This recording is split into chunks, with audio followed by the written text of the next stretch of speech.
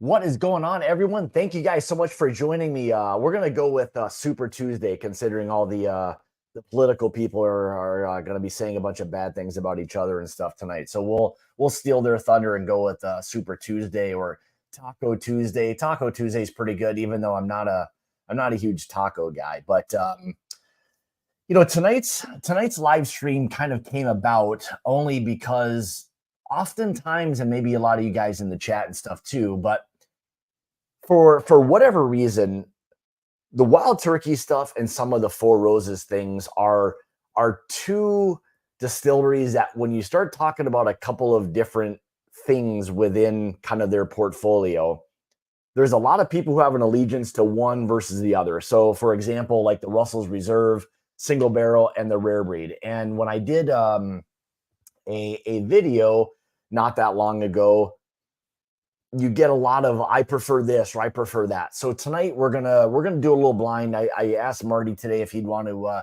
join. I knew he was doing his live stream tonight, so I figured why not have him on, and we'll kind of go head to head and blind the two and see what we've got. So this will be kind of fun just to see. Obviously, these have been poured. I don't know what they are. They've just been given to me like this. I got a little key right up here. So once we're done, we'll be able to do the reveal of which ones that we prefer. But we'll start first with the wild turkey stuff. We'll go with the Russells and the Rare Breed.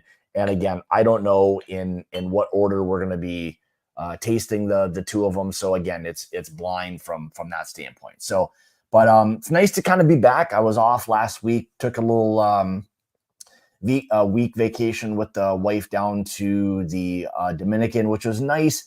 Weather wasn't the greatest, little bit kind of rainy a couple of the days, did a couple of excursions.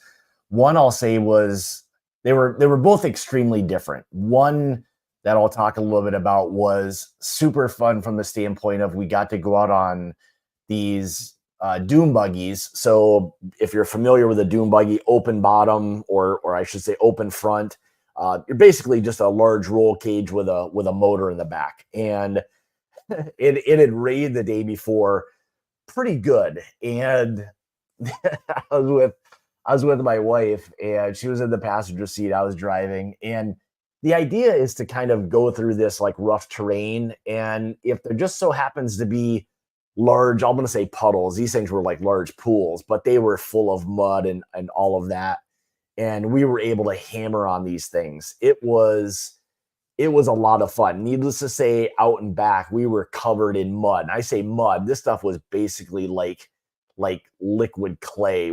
As we kind of drove and it started to dry, it was like starting to cake on a little bit. So that was a lot of fun. Kind of we were able to really hammer on those things. I was kind of digging that, but a lot of fun with that. It was nice to get away for a little bit and not kind of feel like you have to do a video here. We just kind of got away, and it was nice from that standpoint. My wife needed that quite a bit. So all right, without further ado, let me bring the man of the hour, and we'll kind of get rolling and see what else he's got shaking. What's going on, Mr. Marty? Hey man, what's happening, buddy? Good love hearing Not about much, not much. Well, I'm glad you could. I'm glad we could do this tonight. I knew you were going live, so I figured, well, let's just piggyback off that. You're set up, and it's just like the good old days, man. It's the easiest time to just kind of hit it at that point. You're all set up, and you don't have to reset up and all that. So the good old Tuesday night gigs that we used to do, like hell, Scott, that's been almost it's been 3 years ago. Yeah, think about it, because that's right after I started, and first of this month was my 3rd year anniversary, which is nuts. It's a long. It's a long time to be doing this, and yeah, I'm like it. From my side, it goes back to basically. You were 17 or 18, weren't you? Well, it was technically 2016, but I really didn't start kind of ramping things up. When I say ramp things up, even in 2017, there weren't many people doing this. All of the people that I would say we associate with now was not there. Now, again, with that being said, I was just stuffed in front of a phone camera and with like a deer in headlights. I didn't know what the hell I was doing. I had no idea. Live streaming wasn't even really hardly a thing until maybe, maybe a little bit into 2017, kind of getting into 2018. But I mean, I didn't know what the hell I was doing. I was just drinking and having a good time. And when I was uploading to YouTube, in all honesty, I didn't even realize people could see that. When I uploaded the video, I was just saving it as like a video diary, like an idiot.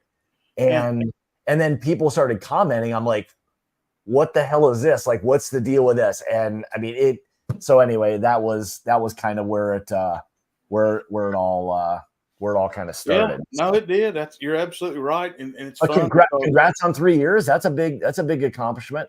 Well, it's funny because I remember Ralphie.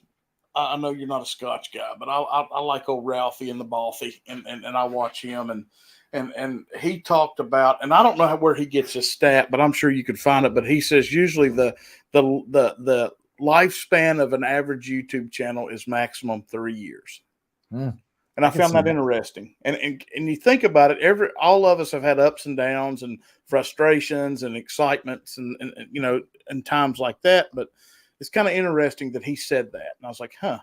But anyway, we beat it. Here we are. What's up, John? Well, and that's good for you. And there are a couple of guys that kind of started out around the same time that I did. I don't know if you remember John from Blind Whiskey Reviews or not.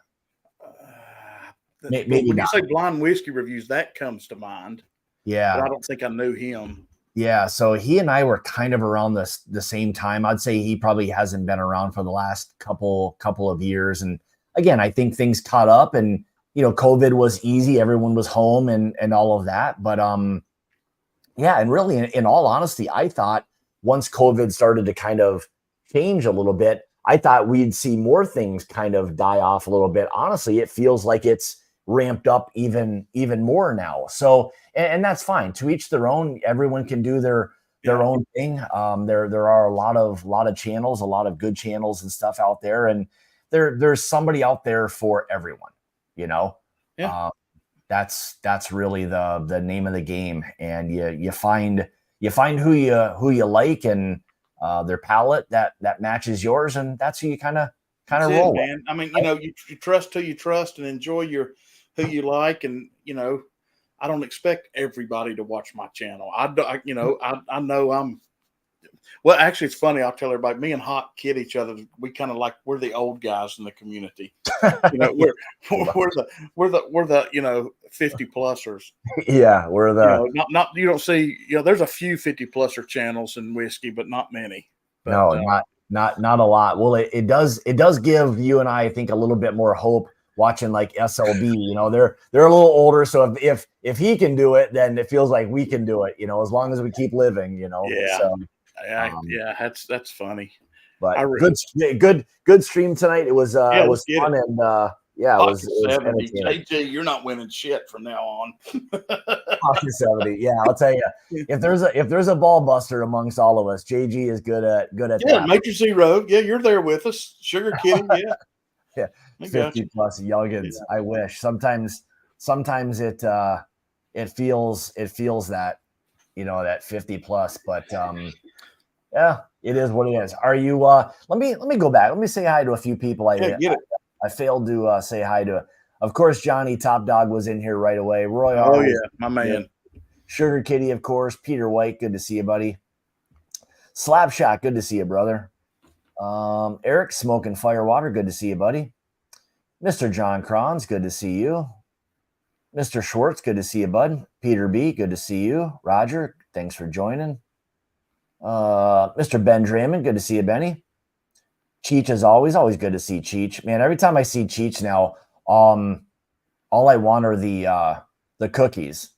Have you ever experienced no chocolate chip cookie? And it was 3 years ago, and it was totally my ex-employer's fault. I was there for a big get together at Shane Long's house, and Cheech was coming Saturday, and I was there Friday, and it's Friday night. Woke up Saturday, and this huge water main busted, and I had to bust it back to town. And Cheech and I was coming on Saturday with a bunch of Jen's cookies, and I missed out, man. I got hoodooed. Those things were so good. Like, I had one and could barely even keep it together, and I thought somehow having a second one was a good idea. it literally almost killed me. Like I don't even know why I did it. I know why I did it, because it was so good, and I thought somehow that I didn't want to miss out, and I Oh did. yeah, no, yeah. Oh my God, it was so delicious. But I told her when we saw them in Kentucky, she should be selling those things. They're so good. So You know what? It's funny that, but you know, you're thinking to yourself, if you've never had one, how good can a cookie be? But yeah, when you hear the masses talk about best thing, you know, yeah, absolutely. So cheers to gin and cheese. she can put a hurting on a cookie. I'll tell you that. Or Yeah. maybe the best. They're honestly maybe the best cookies I've. Yeah, you're not the first to say that for sure. Oh my Lord, they were so good. What else we got? Truman, what's up? Mr. Trey Larkin, Major Zero, good to see you. I'm glad you gave him a little shout out today. I saw that on your. Oh yeah, man. I don't know.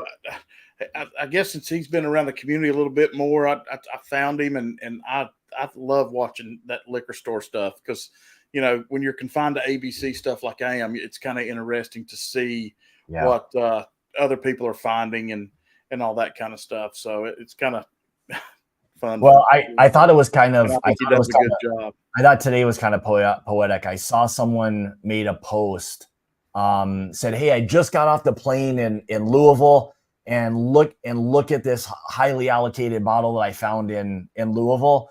It was just a blank screen. It was just black. It was like nothing there. You know, it's just it's gotten to the point now where trying to like hunt anything allocated, it's like, why are you doing it and putting yourself through it? You're not gonna find anything. Well, speaking of that, I was we have a store a mile from here, and I love the people that work in there. And I went in there yesterday afternoon, and this little lady was standing there looking at the bourbon, and she was looking at her phone, and she'd look up and looking at her phone, and I finally couldn't stand it. I said, "Let me ask you, Ernest, what's up, man? Good to see you, dude." Good to see you, bud.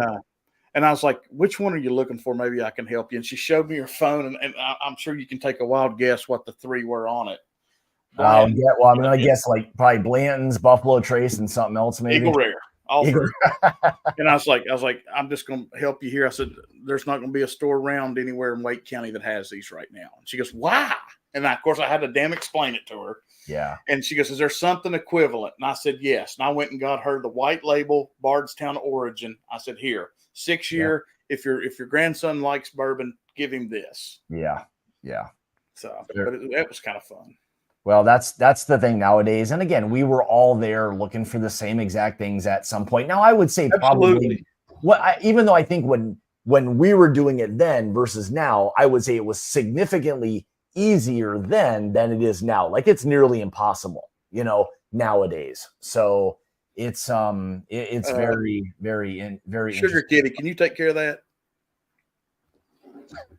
Or somebody? Oh, come on. That's probably legit. I mean, that person's probably legit, Marty. They're just giving you some compliments. I mean, come on, man. Okay. Well, hey, I'm Whiskey Nose on YouTube.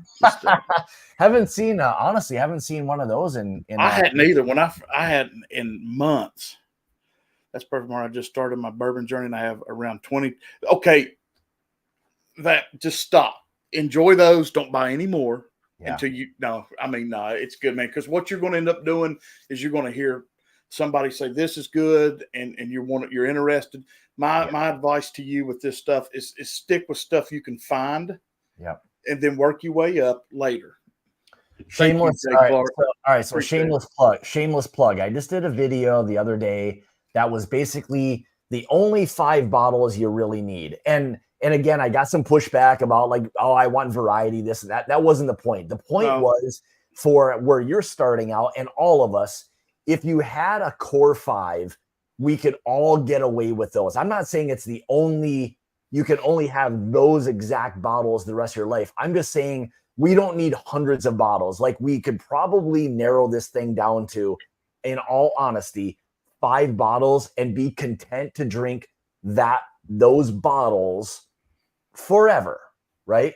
And I wish there would have been more of those videos, because man, when I first started out, it was brutal. Like it was I couldn't buy enough stuff. I mean, I was putting a hurting on things. I could not buy enough. So anyway, if you're interested in what those were, then give it a we're look. getting ready to talk about two here.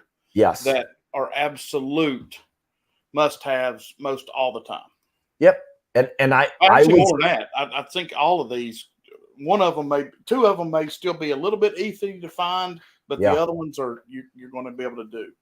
Thanks. And I would say these two that we're going to kind of start off with are, for the most part, I'm going to say readily available. Now, maybe not everywhere, but the vast majority of people, if you can't find both, you're more than likely going to find at least one of them, you know? So, and again, this was the idea behind this was exactly the feedback from a couple of videos where I like this one more. I like that one more. I like this more. I like that more. So I figured, you know what? Let's put them head to head. I don't know what the hell ones I'm drinking. The key is up here. Yeah, and I've got them written down over here. We're gonna find out which ones that we prefer. And I figured what we'll do is, because the key I have up here is all on one page folded. So if I open it up, I think I'm gonna see all of them. So are you okay if we just we can keep going? I've got to fix a couple things after this first set. Somebody made a comment here, and I wanted to follow up with it, Scott, real quick. Yeah. I might have been vapid engaged. Anyway, let me make a recommendation. We talk about allocated bottles. People still, and it's okay. I love blends. I do like it on special nights. I do. I like it. I like Buffalo Trace. I love the picks. I love the Eagle. Okay, whatever. How to do this. If you can't find this in your area and you travel during a summer trip or a fall break, whatever the hell, whenever you go out of town, what you need to do is reach out to the people in this community that may live in the state you're going to. And they can immediately tell you. Like for me, I can tell you right now, Buffalo Trace sits on the shelf all the time in Northeast Tennessee. Huh. And so if there's something like that you're looking for, you reach out to these people. They might be able to tell you, I know where Knob Creek 12 is. That's the kind of thing. And it can help you. Yeah. Don't pay. We talk about secondary all the time. Don't fall for that. Just reach out to the community. That's what we do. It's a really good, and I think now with so many channels being there's a plethora of information that someone is willing to share. And if you bounce around and you see some of the videos that some of the guys and ladies put out, there will be enough information there for you to make that kind of, educated decision. Yes, exactly. So, so anyway, all right. What do you say? Should we hammer away at the first one? Man, let's go. All right. So let's see. I'm going to start. I'll start on my left, your guys' right, and my left, your right too. All right. We'll see what we've got. So, and again, both of these are going to be fairly similar. I think maybe you might find slightly older whiskeys, maybe in the Russell's Reserve. I don't know like what some of the ages are on some of the rare breeds. I don't know if those are slightly younger or what, but do you have any idea what some I don't know, because I know Long Branch threw a damn hockey stick puck and everything in the middle of 101 a few years back. But when you're dealing with rare breed, I would say no more than 6, probably 4 maybe. Oh, you think that? I don't know. Young? You think it's that old? No, I thought most of these things were going to probably. I figured the rare breed would be in that 6, 7, and I know depending on. I know some of the Russells, will 10s. Be, maybe some of those Russells will get up into that 8, 10 year range, just like the Shelfers, and that's both what these are. Yeah. These aren't picks or anything like that. So. Oh man, that's a beautiful, beautiful nose. A lot of vanilla and caramels. Again, for me, a lot of the Wild Turkey stuff gets to be very kind of tried and true oftentimes, where it's just very approachable. I think that's oftentimes why a lot of people really enjoy Wild Turkey. I think it's just a great overall product. So I love just right off a shot of this one, because what I'm coming off of from my stream, I'm getting such more sugar. Yeah. more creme brulee, burnt cooked sugar, which Yeah. I love. And the interesting part tonight is like what Marty's smelling, and we could be tasting and smelling completely different things right now. So it's one of the two. We just don't know in what order. So if anyone was interested in checking out a small whiskey tube channel, here you go. Check out the Mash and Drum. He's about to get it together. He works hard. Yeah, he will. He'll figure. Maybe this one day, hey Scott. Maybe one day we might have him on. Nah. Only big channels on this channel, right? That's right, damn right. Only old guys. None of these rookie guys. None of these That's rookies. what he's going to put up next. He'll say that only the old farts are on here.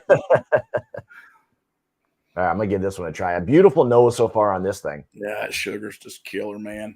Man, with the sugars on mine, it sounds like we're maybe on the same one.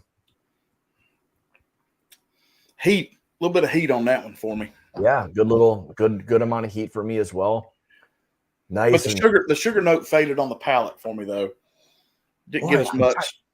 I'm trying other than like the picks we've done. I've not gone back to a regular rare breed in quite some time. Now this is even a little bit of an older one too, so this could have a little bit to do with that as well. But I haven't gone back to a regular rare breed in quite some time, if that's what it is. And again, this is an older just off the shelf Russells that I actually got several years ago, because I met Eddie Russell when he was at a local liquor store here, and he signed that bottle. But wow.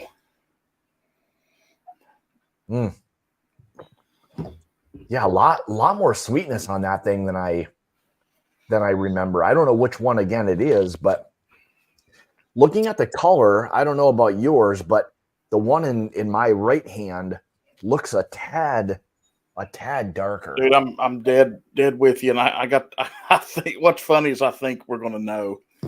I think the age statement may pop on the second one. Yeah. All right. Well, it might. Well, that's okay, but we're still dealing with the same turkey.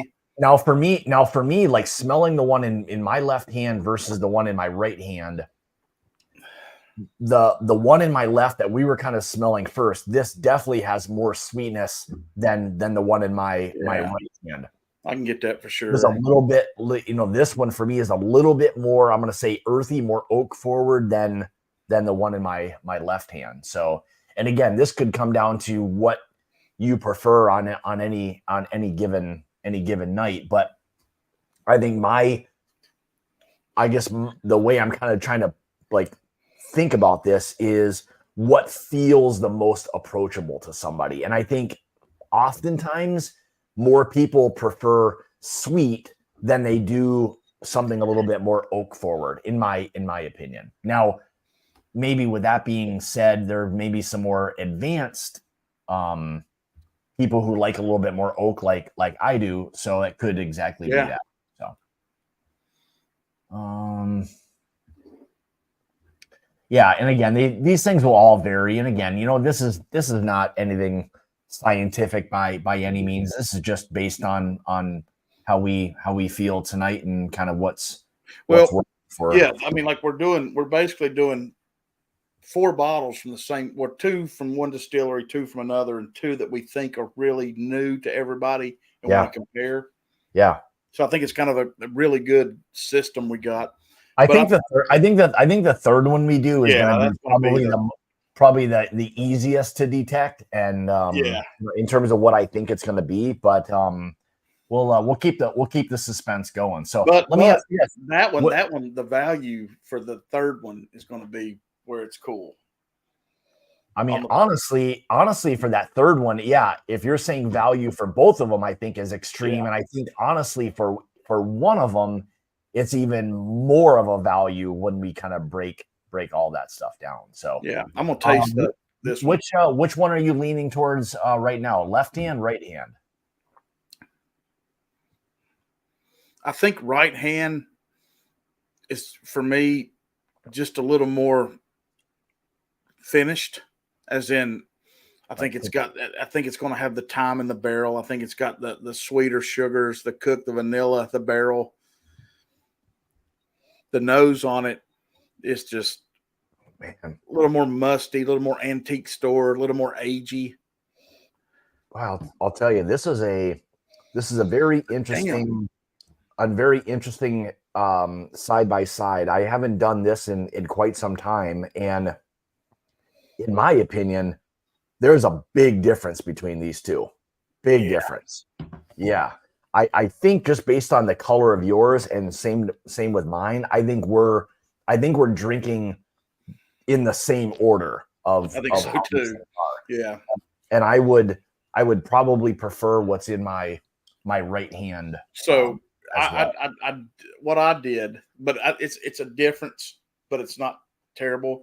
Was I don't have a regular Russell's anymore.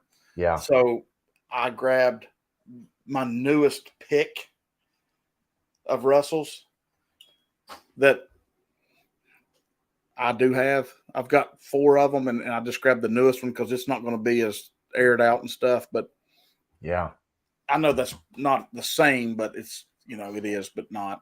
Yeah. And these two have been literally open for years. I mean, I've had these things just sitting around for a long time, so there's no excuses for any open time. I would say with this, the cork is really loose on that one. Like there's no tightness to it at all. So I'm afraid, honestly, if I don't get going on that one, that thing might kind of go bad. It might have so much air in it that Jason said the newer batch for him of the rare breed was more heavy cinnamon. Okay, I don't have a newer one. This is an old. Yeah, and I'm not getting that with this one as much. For me, if this is what this is in this glass here is giving me just a lot of like vanilla sweetness. Like it's a lot of very, very sweet on the palate. This in my right hand feels more developed, more put together, like a more well-rounded kind of bourbon. I mean, and as you get down into it, the glasses, you can see definite color difference now, and it's just. And then I think the younger one, I'm pretty sure the difference in the two, but I think the younger one is turned into very vanilla barrel for me. Yeah, I think if I was guessing, right now, I would say I think what's in my left hand is the rare breed. And I'm with you. That's what I think. Yeah, that's my guess. But But you know what, hey Scott, let's before we get to that, I think too, it's like kind of talking about helping people in their journey and running into people in the stores and stuff.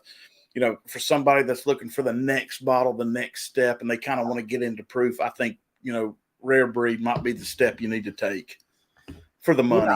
Yeah, that's a very good point. I mean, I think for a barrel proof bourbon, it probably feels like one that's more approachable for somebody who wants that without getting completely destroyed by the proof. Yeah. And I only say that because there's enough sweetness of a backbone on it. The Russells, man, I feel like the Russells, even at 110 proof, it feels just like a heavier, like more rich, complex kind of whiskey that maybe getting started maybe isn't the best whiskey, unless you're familiar with proofing things down a little bit and knowing how to do it properly. Then I would say give any bourbon a try if you know how to do that the right way. But man, well, actually, I mean, I know which is which. I mean, I think you do too. And when I look at this Russell's I've got, it's an 8 year. So from what everybody's saying in the chat, this rare breed should be pretty damn close. Yeah, I think so. I guess I'm trying to think. I don't know if it really matters. Should we just do the reveal now, or should I wait? No, we can. Let's do them as we go, I think. And then the last one we'll probably talk more about anyway. Right, I'm gonna cover up the other two real quick. So, yep.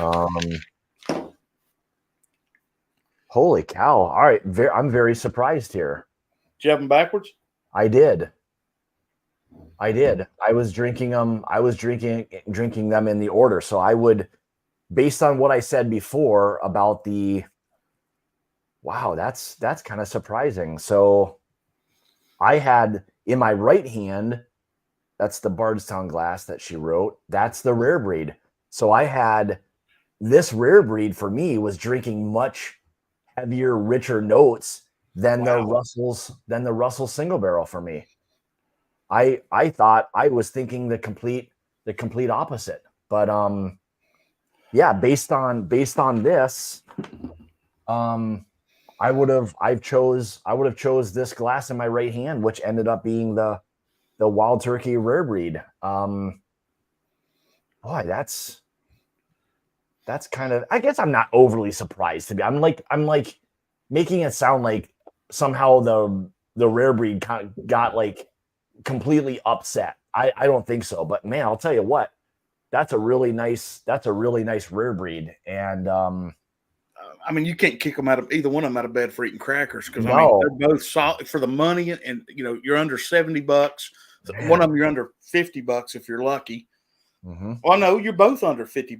Well, no, I think it's 65 for the Russells now, single barrel. Yeah, I Regular. think both of them have kind of crept up a little bit, even though I would say I see a lot of the rare breed by me, and it's anywhere from 50 to maybe $55. It's oftentimes cheaper. I would say almost 100% of the time by me, the rare breed is cheaper than the Russell single barrel. So there you go. I mean I was already wrong. I was thinking based on the flavor profile that I was drinking that the one I was going to choose would have been the The Russell Russells. single barrel. But all right, so you ended up you did so yours Well, on not mine. Like I said, mine's not really.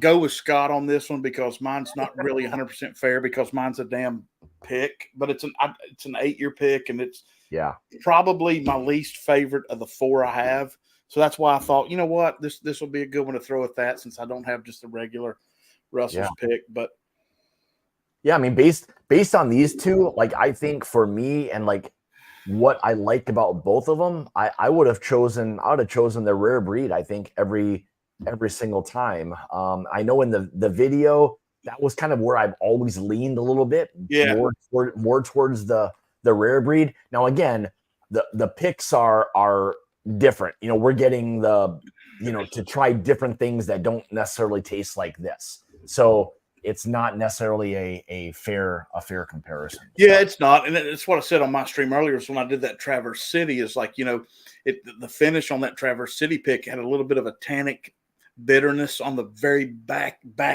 end finish. And I yeah, said, for a lot of us, it's all about that little bit of finish that kind of makes it stand out. yeah, So these here, there's nothing wrong with this. yeah. And you also have a little bit of cabbage stuffed in the lip too. That might be I can't help it, man. When I'm drinking, I can't help. I gotta have that salt. It literally. yeah, that's People okay. make fun of me, but If it you're does looking not. for somebody who's got an influence of a tobacco kind of note, then Marty's your Yeah, guy tonight. I'm You can sorry. dig it. It's redneck as shit. I get it, and I No, can't help man, it. But I don't listen. Honest to God, I don't do it during the day. I don't do it just when I'm here. Yeah. man, Lisa, if you can get those at $40, man, I don't even know how to tell you to like buy. I mean, at $40, if you can get them all the time, I mean, maybe having a couple of them I is have good. 1 and 2 backups all the time in case if somebody couldn't find one. And my rare breed is absolutely fantastic. So Yeah, we've done a lot of picks of Russells and the Kentucky Spirit and all of that. But that's another one. Speaking of wild turkey, that's a little bit underrated is the Kentucky Spirit. Now oh, dude. I know it's a lot more difficult to find for probably a lot of people, and the price has really crept up a lot on those for whatever reason. I don't know why, but it makes it a little bit more difficult. So Greg McDonald reached out to me. It's probably been September, October, and he found some Kentucky Spirits on the shelf from the what's the warehouse? not the old like bird feather ones. No, nothing like that. It's it's offsite, one of the offsite ones. I can't remember the name of it. Because what I do is I've got the old fan bottle. Oh yeah. Oh, So those are I took that bottle when this was empty and I dumped it in here. So that's there you go. what this is. Yeah. I've got a couple of those still like lingering downstairs. I Oh was yeah. I was at a whiskey meetup several years ago, and still to this day, it's maybe one of the better pours I've ever had. I don't know what it was about it. It was just so good. It was ridiculous. Camp But Nelson. That's it, Sugar Kitty. Camp Nelson. Tim Nelson. Okay. All right. But last time I was at Bardstown, Scott, last March, a year Yeah. ago, I ordered a 88 or 89 pour of the Fantail. Mhm. And I was like, yeah, I'll give you $50 for that all day, man. Interesting. So, all right. So what are we doing next? Okay, so we're gonna go with the Four Roses one. This is another one that I get like a lot of like kind of pushback. So the two kind of head to head that we're doing was just the regular Four Roses single barrel and then the Four Roses small batch select. Again, very similar in proof. You know, one's a single barrel OBSV. Yeah, there you go. This is another one that I was getting a lot of. I like this one more. I like that one more. So we'll see what the head to head tonight was. Now, oftentimes for me, I really enjoy what the small batch select has to offer. To me, it feels like a really fantastic bourbon that we all were asking Four Roses for a few years ago. They gave it to us, and now the stuff just sits on the shelf and nobody buys it. You know? Here's what a lot of people miss too, and there's absolutely nothing wrong when you walk into the store and you see single barrel, you're grabbing it. That's just instinct. But what you got to remember, this is 100 proof. Small batch select is 104. Yep. So this one's going to be. I don't know if you'll be able to feel it and taste it on the palate, but it is higher proof. That's why it's select. Not only will it be higher proof, but they specifically do not chill filter the small batch select. No. So there could be could have a little more oily texture to it, but we're going to find out. There's only one way to put this very scientific thing to the test. That's for sure. So all right, I'm gonna go left hand. All right, same here. Now, single barrels, are they normally OES? They're V's, aren't they? Yeah, OBSV. I think they actually all are. All the just standard shelf. And there's nothing wrong with I've got one of my favorite single barrel Four Roses is the Kroger OESV. So don't frown on it. And I'll tell you this, Greg McDonald taught me this too. So if you look at the label, on the single barrel, the far left numbers. Hang on, let me hang on here. Get it in front of my face. There you go. Oh, over here, these numbers is the Rick information. So when you see that 6 over there, or a 5, that's the height it is in that warehouse. So they max out at 6. Am I right, Scott? Isn't that right? What it is? That's correct. So that's what a lot of people are really looking for. So I mean, you're not going to go wrong with 1, 2, or 3, but the 6 is going to be up there at the top where the most is, or whatever you want to call it. So if you want to lean towards 1, lean towards 5 or 6, some people will say, and this one's a 6, and I grabbed it. And as you can see, it's been here for about 2 months, and it's very good. That's another thing. Four Roses is not a brand typically that does very well in blind. So the only way oftentimes you'll be able to kind of decipher things is just sticking with Four Roses altogether and going through it that way. Putting it up against anything that's got big, bold profiles will just dominate it. So I think I had it in a blind not that long ago that Kelsey, Jeffrey, and Darrell sent me, and they gave me the 135th anniversary. It finished last.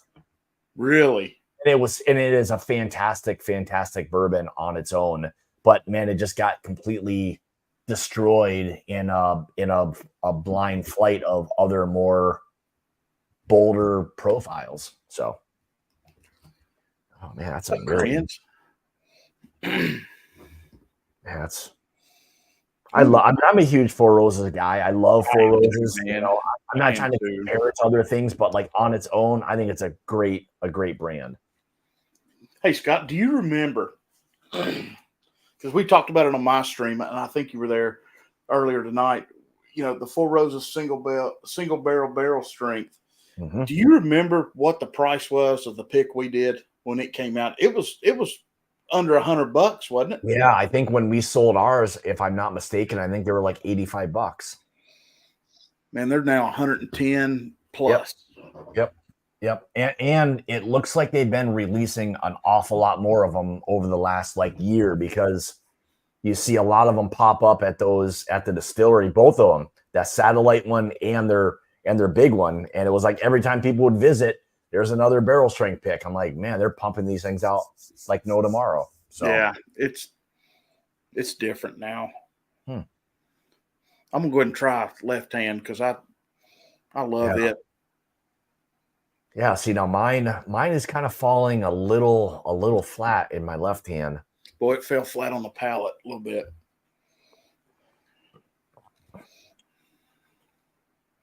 But you know, we're coming off 2 killer freaking turkeys. Yeah, that's the other thing too. So yeah, I'd say so far, like one is the one in my left hand is good. It's not necessarily blowing me away, but I wish it was like 105 or something. You know, if this is the single barrel, I wish the proof on those were more 105ish instead of 100. I like to get more of that V out of it. That recipe's good, but I'd like to see a little more heat maybe off of it. And I would agree with you. I think Four Roses would probably do even significantly better if there was a little bit more proof, because you know, even a lot of times their LEs aren't huge proofs, you know, at all. So yeah, that's maybe also where Four Roses, because again, it's another, even with their higher ryes that they've got, they still drink like more soft and elegant kind of bourbons. Yeah, because I mean, you know, when you look at this bottle, when you look at this and say single barrel, first thing you're thinking as somebody maybe new into bourbon is, wow, whoa, Yeah. no, it's 100 proof. You know, Yeah. You know, even with it being a single barrel, you know, by the time they proof it down, and maybe, you know, they don't really come out a lot of big proofs, so they're maybe not having to add a lot of water. But again, single barrel that's watered down, you lose a little bit of the luster once you've added some water to it. Yeah, Greg's got it. I knew Greg's taught me this. I've had to reach out to him multiple times. Four Roses rickhouses are all 1 story in height. Bottles on the upper racks 5 and 6 are generally the bottles that exceed 120 proofs. Also, the bottles with S and W have the largest temp changes, and I guess that's warehouse. Oh, okay. Man, 120 proof. Yeah. Jeez. Hell, you're dealing with yeah.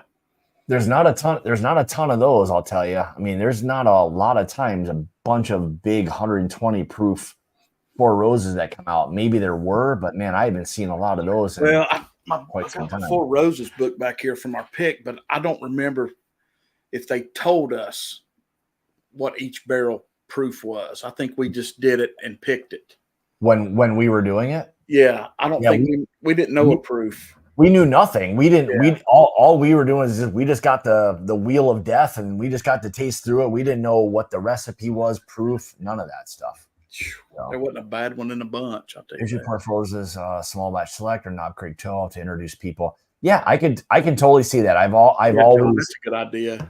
I've always said that with Four Roses. I think it's a very good entry. Even higher proof ones are always nice kind of introductory kind of bourbons for people.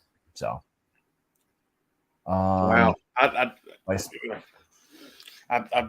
I'm kind of already leaning, Scott, between 1 and 2 here.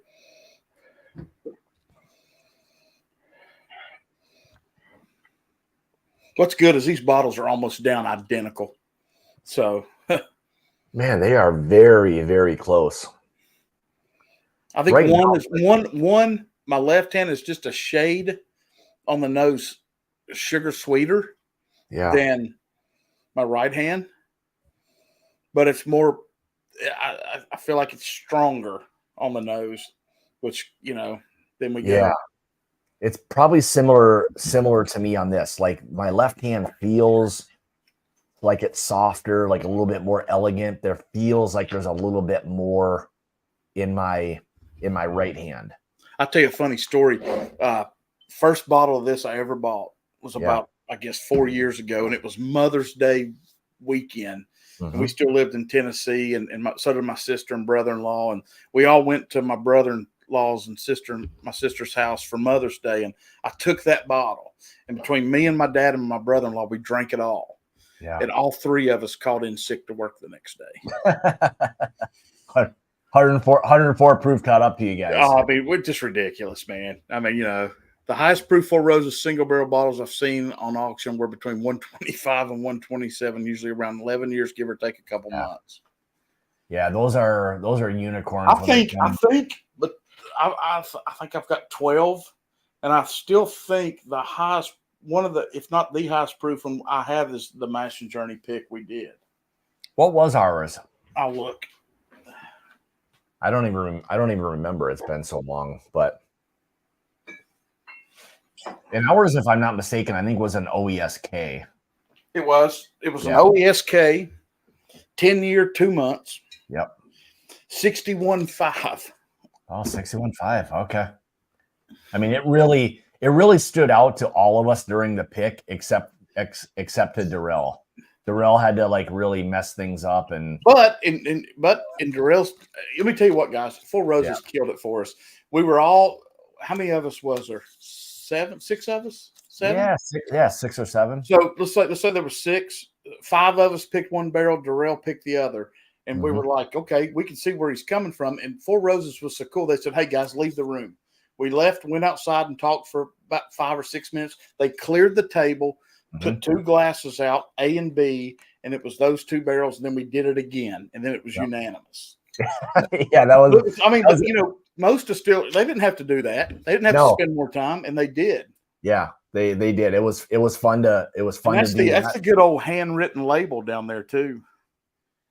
You know, I wish we could get another one of those, but man, they're getting really tough. So well, that, and then now, like we talked about earlier, man, you start dealing with that price. Then we got those shipping on it. It's just, you're looking 130 something. I don't know. It's just and again, this is always one of these things with value, is like, when you start to, because as much as we'll say, oh man, a Four Roses single barrel, like 130 proof or $130, we're like, man, it's like a lot. And it seems like a lot because we used to spend, $75, $80, $85 on those things. Now they're double that. But when it comes to something that's $150, people are like, oh, that's a great value for like whatever that is. So it's like, I try to always figure out like what value is to people. And man, I'll tell you, it is so all over the place. I can't even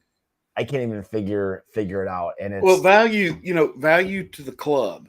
I can say this because I'm a member. I am. And value to the club is 2 things. One is how good is the whiskey. Number 2 is what's my availability to something like this outside of that. Yeah.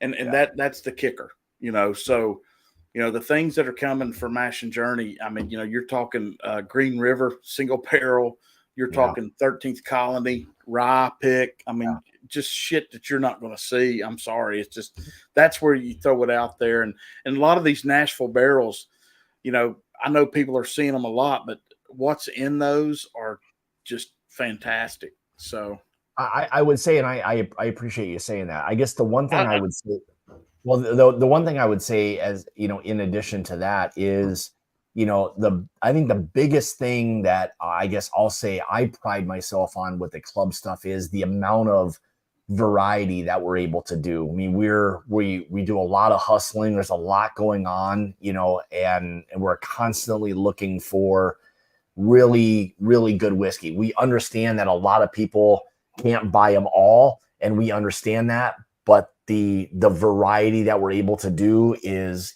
what I enjoy the most. And sometimes you hit, sometimes you don't.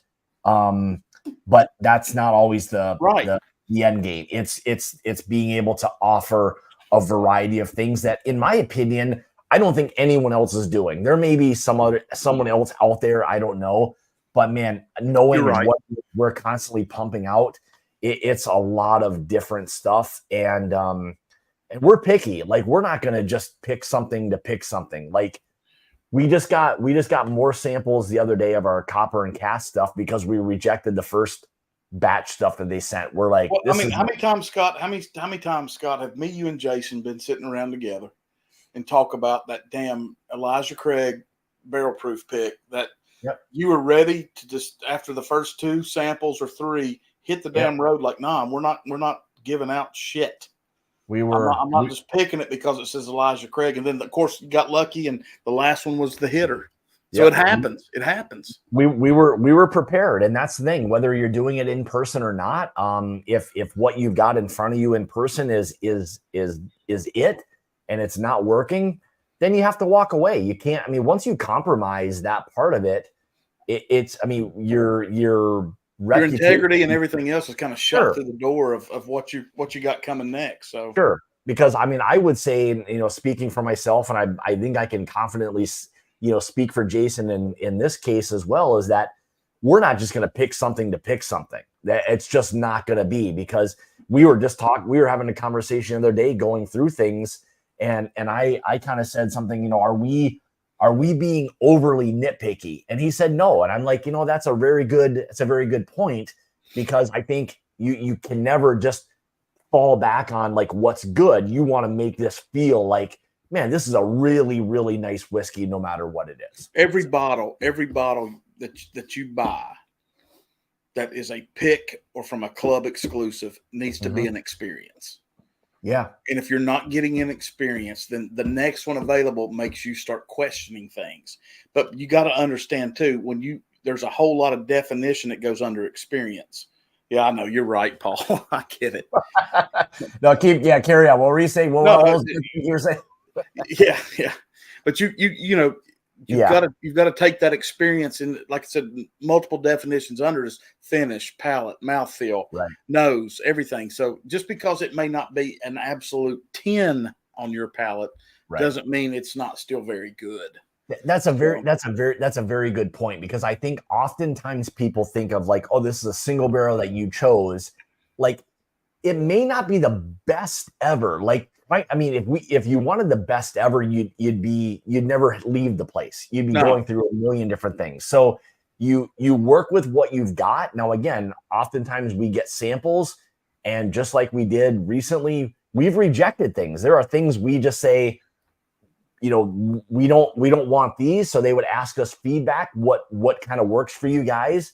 Copper and Cask was nice enough to send us another sample pack, and we're going through those now. So that's how it works. And if nothing else, you've got to be honest with these people. Yeah. So, but anyway. All right. So Four Roses, where are you leaning? Left hand, right hand? I'm nose left hand, and I'm afraid palate right hand. Yeah. Left hand is very sugar floral for me. Yeah. But palate is so short. The palate is just kind of there, but it's not. It's the palate's really wet, if that makes sense. Like it's very start to finish, everything's the same.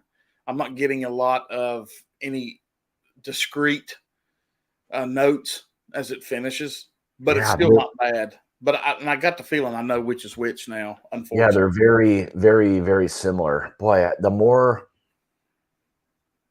this is very difficult. More difficult than I thought. I thought the small batch select was going to stand out a little bit more. I think if you blended these two, it'd be awful. Oh yeah, I mean, I don't really know what you'd. I really don't know what you'd. I think where I'm getting so wet, and let me back that train up. My palate is getting so wet. Yeah, easy. This is a PGA or a PGA. Jesus. Yeah, it's a Professional Golfers Association It's stream. a So guys, PG. It's just a P. use overlap. I was just Flip that watching. right I was watching some highlight. I was watching some highlights before, and it made me think PGA. But Yeah, I'm going to that. The all Open. right, I'm trying to think here, Liam. Which one do I prefer? I'm leaning to the right hand. Man, I'm thinking. I This just- is way closer. Well, Man, let me ask you something. Yeah. Are you? This is kind of a dumb question, but I want to ask everybody and put it in the chat. If the nose is fantastic on one, but the palate is a little better than the nose on the other, which one do you pick? I will 100% of the time choose the one that tastes the best. I will agree. I mean, as much as I think, nosing a bourbon impacts what the taste is, and I think it does. But once you get into 2, 3, 4 sips, that and part it doesn't match. Yeah. No. Yeah, I mean, at that point, you really have to go with, I think, and again, in my opinion, just like anything else, what ultimately tastes the best. Yeah, so, I agree. But all right, I'm good. All right, give me one more sip. This is something I thought was going to be much easier for me, but I'll be damned.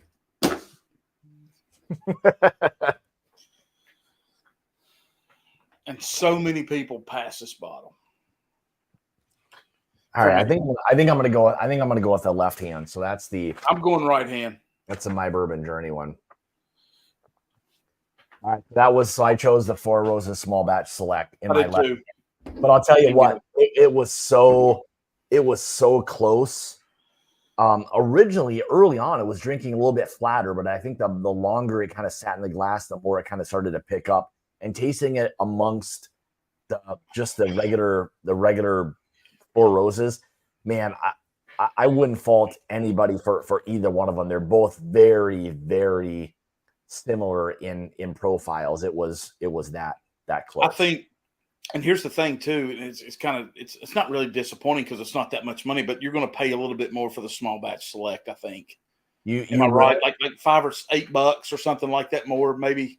Yeah, I'm gonna say the Four Roses Small Batch Select is maybe in that $60-$65 range, and the single barrels are maybe in that 50, 48, 47, something like that. On sale 45 if you can get it.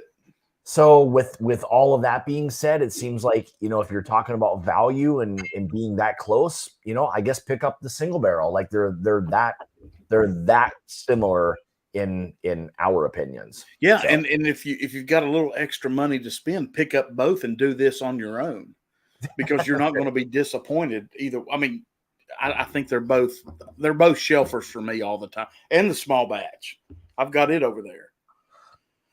There you go, Sugar Kitty. Select the 6 roses instead of 4 roses. Yeah, I mean, I still do love the 4 Roses Small Batch Select. I mean, I'd be perfectly happy with either one of them, but the 4 Roses Small Batch Select stood out, I think, just a little bit more. It was a little richer, a little more complex, a little bit more something kind of to it. So, all right, so this is gonna be the fun one. As you can see, Marty's kind of I've got numbers. I'm gonna write down here just a second. He's got the little pour, so I think this is going to probably be the this might not be as hard, but for value, we wanted to do it for everybody anyway.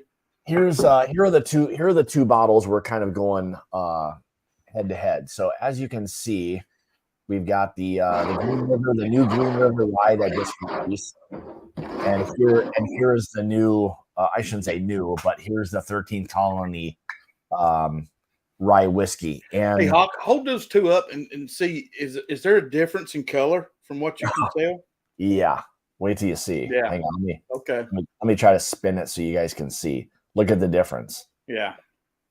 So it's really kind of night and day. Again, you're dealing with I'm going to say very, very similar in age. Now you're just factoring in. Damn, I did good on the proof. Yeah, proof is going to be very similar. Like they're 95, both of them. Are they both 95? Yeah. Oh, they're both 95. Okay. Well, for some reason, I was thinking the Green River was 90, but All right, spot on. 95 proof for both of them. So, you've got this 13 Colony, man. It is south, so it is. And James was nice enough to send me both of these. And I'll tell you what, I just recently got done kind of doing individual reviews, and I'll say this. I'll let the cat out of the bag. With what it is that 13 Colony is doing at $40 to maybe $45, depending on, again, where you can get it. You may have to buy something online, so you're gonna have to pay for shipping. But I'm gonna talk about shelf price at that $40-ish, give or take $5 one way or the other. It is both of them. Doesn't matter if it's the bourbon or rye. I may lean a little bit more towards the rye. Dude, I was getting to say, if you want my 2 cents, if I see both of them sitting there, I'm going rye all day. All day. It is absolutely. Now, here's what I will do. Let me do this. I'm going to show you the regular 95 one, and I'll show you our pick. Actually, I don't know if it's really doing justice on the camera. No, you can. You can see it if you look at the top line of the bottle where the whiskey is. This is our pick right here, and that's what, 2 days away, 3 days. Yeah, we'll release this on Friday, and that's 129.5 proof. Probably one of the older ones that they've released. 8 years, 6 months on that one. But man, what an absolutely incredible whiskey that was. Really, and James was with us when we did that. The reason we chose it, as much as going into it, we thought we wanted a bourbon. We could not walk away from that. It really drank more like a Boo Rye than anything.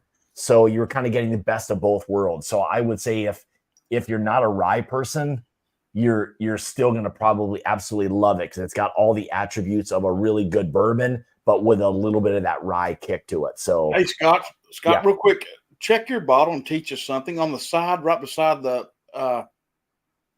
signature, it says bottle number. Does yours say bottle number, batch number on the pick?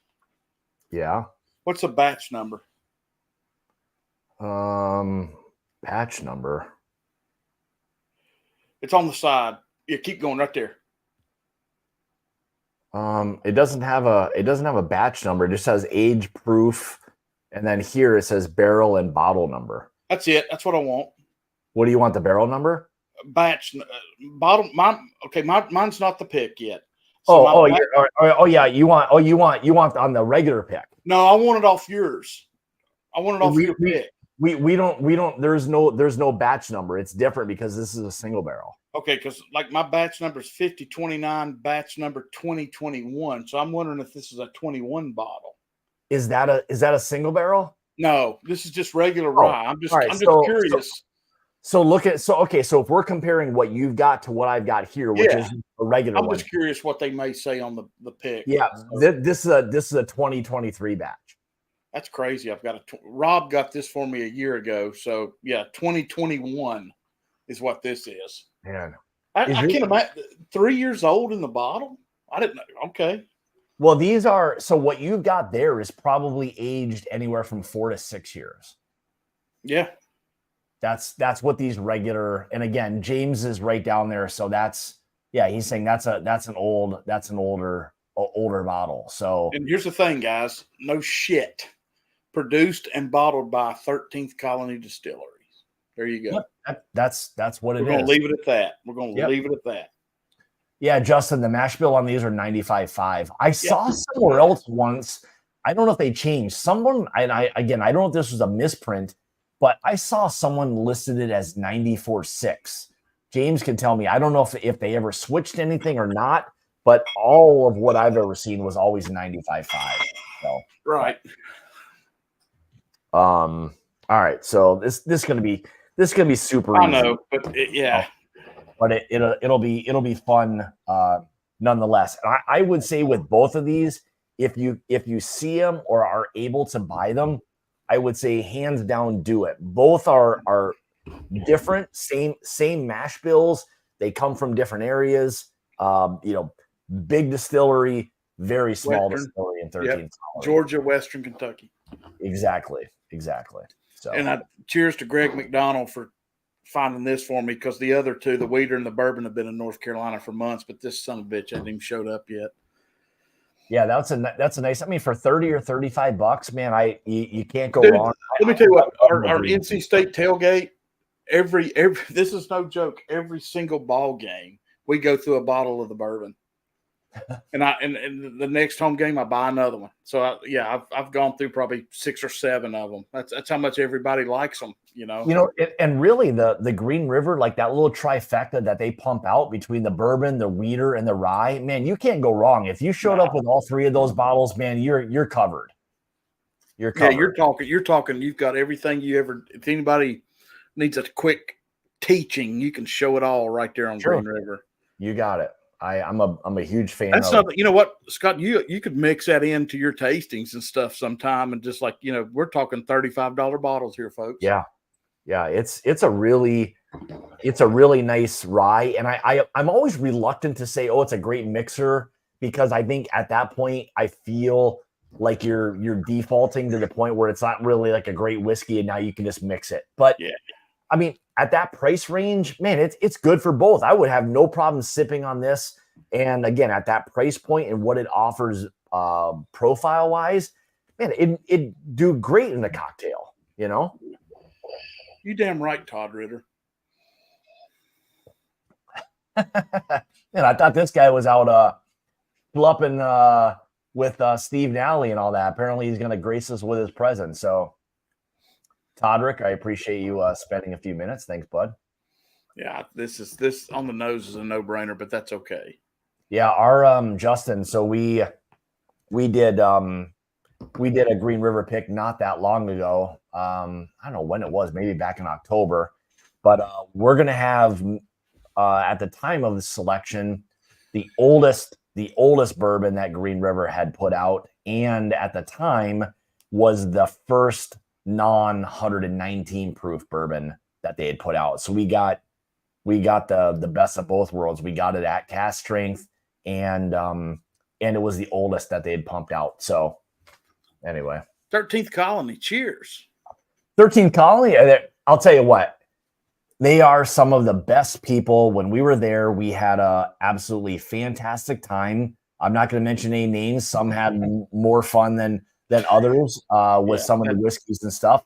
But I'll tell you what, when you're just talking about good people and enjoying your time with everyone that was there, it didn't get any better. It didn't get any better than that. And we happened to come back with a fantastic rye whiskey. So we're ecstatic. So yeah.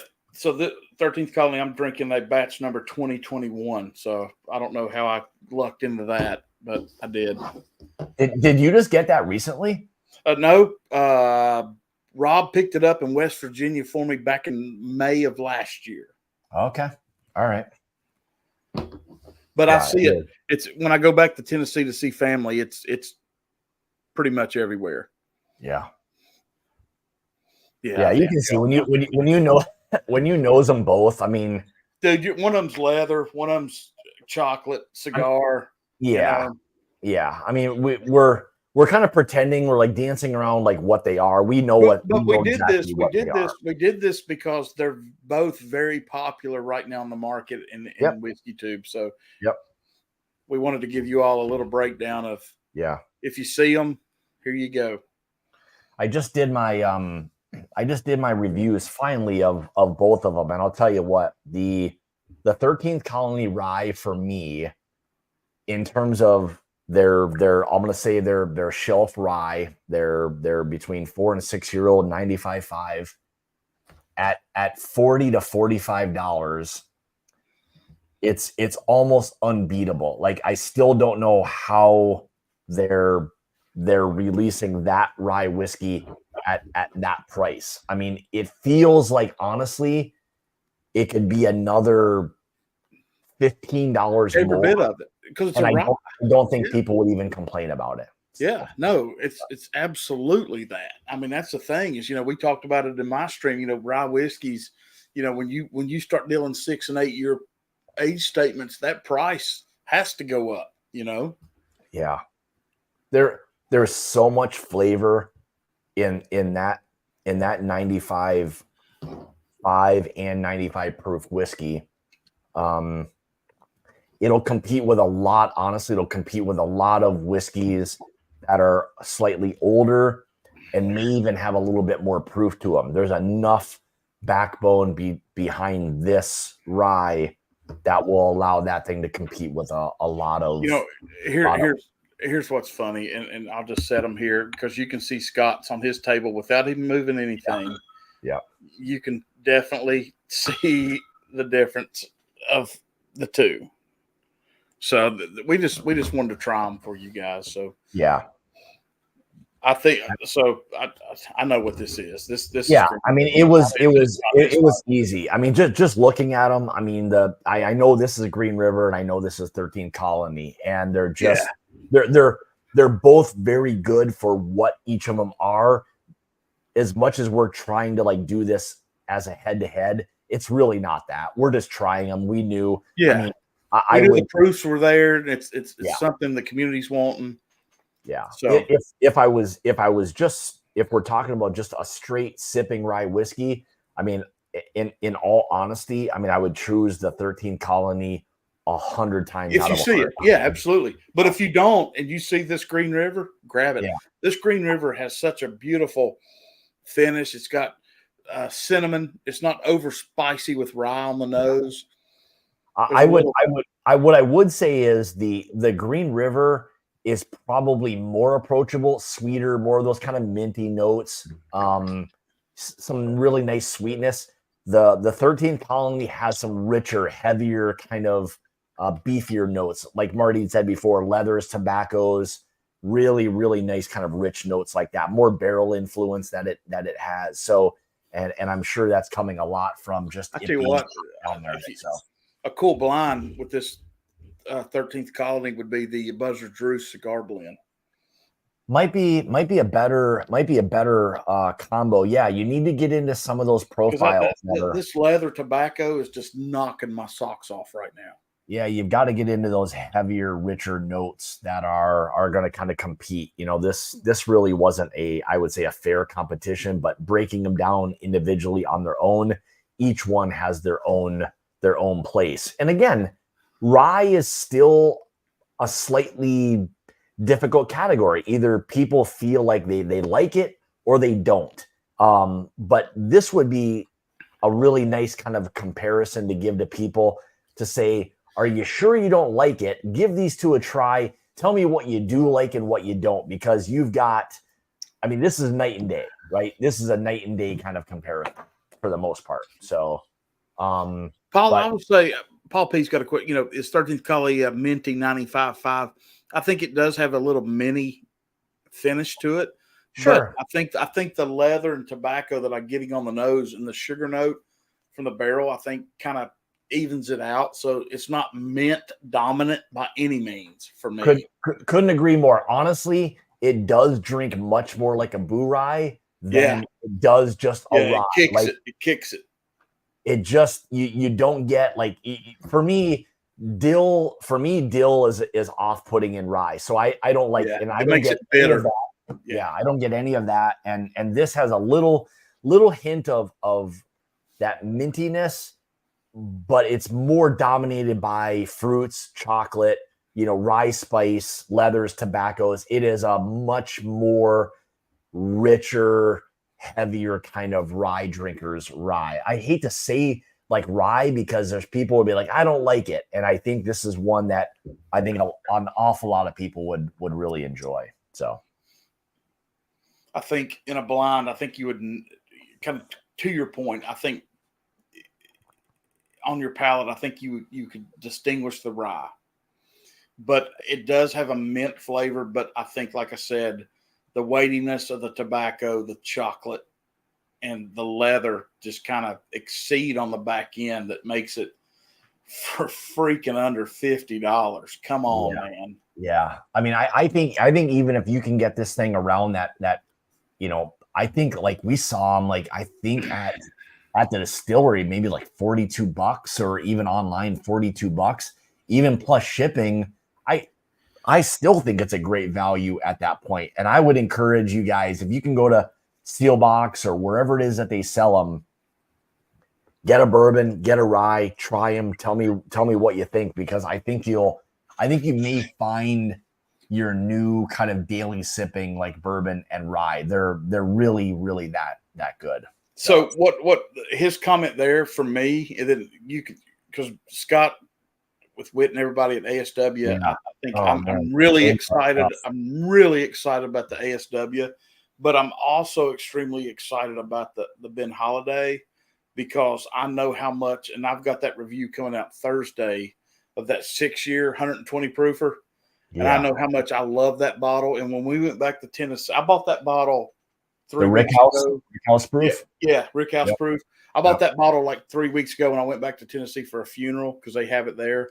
And then when we went back, not this past weekend before, I was going to buy 1 or 2 more. Gone. Yeah. So I'm excited about both of those. The Rebecca Creek's going to be good, but still all had some of those, and they're good. But those two I'm really excited because they're picks. Is the Ben Holiday one that you have, is that the rye based one or the weeded No, one? it's the we're doing both of them. Mine's just straight bourbon. Oh, okay. All right. So yeah, all right. So they have that same exact one, just in a weeded version. So same bill, just a weeder instead of the rye based yeah, and you can't, I mean, you know, we talk about labels and stuff. You can't see that, but by God, they break it down for you too, right there. It's some of the best transparency you'll find in all of whiskey. But I guess, Dano, to answer your question, of all of them, I mean, here's our 13 Colony. That thing is gonna go as quickly as any pick we've had, and rightfully so. It's a absolutely fantastic rye whiskey, and but man, I'll tell you what, outside of that, I'm excited for the Ben Holiday as well. We're going to be down there on Sunday and Monday coming up to do the pick. And yeah, it's kind of another distillery that I think has really, over the last year, maybe a little more than a year, has exploded in a very good way. And a couple of the picks I've had that other people have done have been absolutely fantastic. So yeah, I'm excited for. What's up, Daniel? Well, the Texas stuff, Dano, the Texas ones too are good. The Rebecca Creek, we got some really nice options there, and the Still Austin should be a lot of fun too. Daniel, I'm in Raleigh. Any of your people need help, feel free to send me them. All right, so final breakdown for me: Green River for the money and for the consistency that you're going to get from this bottle at 95 proof. I think it's a hitter. I think it's a backup. It's a buy. It's a backup at $35. I mean, come on.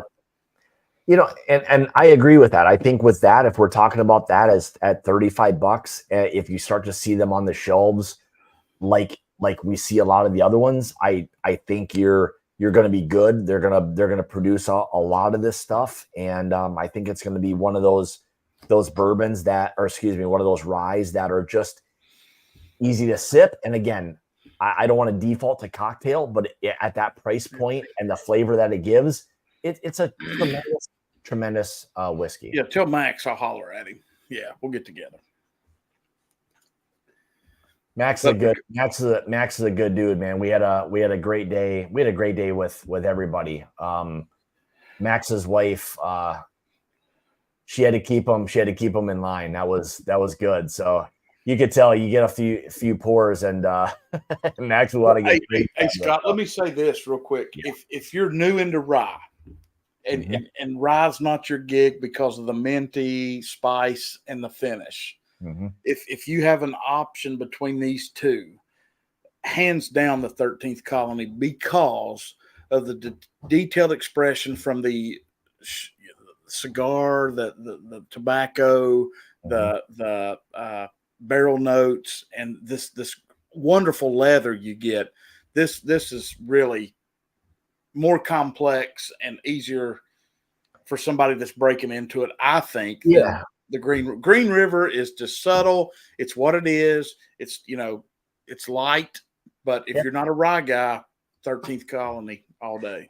Yeah, I mean, I think That that's makes sense. I mean, that sounds absolutely freaking stupid, but it's more complex, is what I guess I'm trying to yeah. say with that. I don't think it does at all. I mean, I think really we're talking about two night and day kind of rye whiskeys. If you just want easy, approachable, easy to sip, good for cocktails, the Green River is great all day. This rye whiskey here for me is a whiskey that you'd want to go to like sipping wise. I'm not going to say that you couldn't use it in cocktails, because you could, and it probably would do great. And again, at that price point, you're not going to feel super bad, using it in cocktails. But there's just so much more richness that you get from it. So Jason, I haven't opened mine yet. I probably will. I probably will tonight. So, but Scott, I didn't mean to run over hour and 20, but yeah, this was good. It was fun, and I think we did really well, and we were kind of surprised. I think a little bit on the Four Roses side, but these are great. So yeah, guys, if you see either one of these ryes, just pick them up. I mean, for the money, you're not going to be disappointed, I don't think. Like I said, though, if you're new into rye and you have to make a choice, 13th Colony's the way to go. Yeah, it's I would agree. If you want that richness, a great sipping rye whiskey. I mean, find something that sits in the glass like that, man. Yeah, I mean, 4 to 6 years old. I mean, it drinks well above, its kind of weight class. Let me ask you a question, kind of since 13th Colony's here.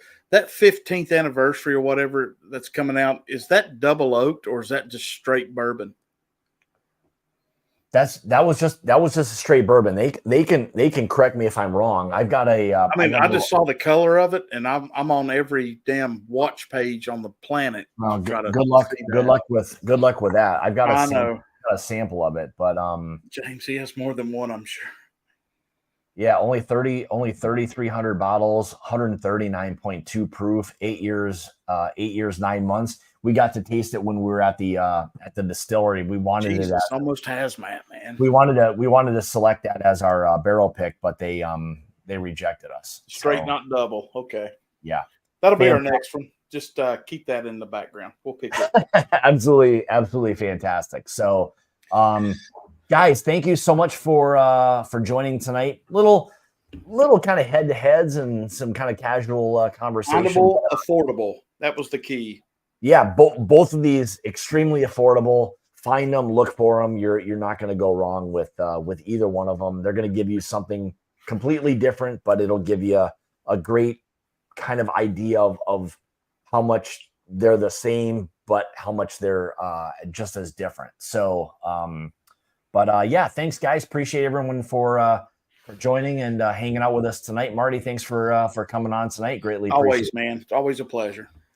I think that's it. I think we're good until next Tuesday. I'll be back on Monday, probably back on Tuesday to talk a little bit about maybe the trip on over the weekend and all of that. But appreciate everybody sticking with us tonight, hanging out for a little while. And like I said, it's about the journey, not the destination. Marty, where can people find you at if they haven't already? Yeah, Whiskey Nose on YouTube and Whiskey Nose 21 on Facebook and Instagram. So just been really kicking it up a notch, pounding out tasting videos and really enjoying it and just being here with everybody in the community. So thanks for having me, buddy, as always. Absolutely. Anytime. So guys, thank you guys so much for tuning in tonight. Greatly appreciate it. We'll be back next Tuesday with something, that's for sure. Yeah, and I'll be on at 7. Scott will follow at 8. So kick it up. Check us out. We'll see you guys next week. Cheers, guys.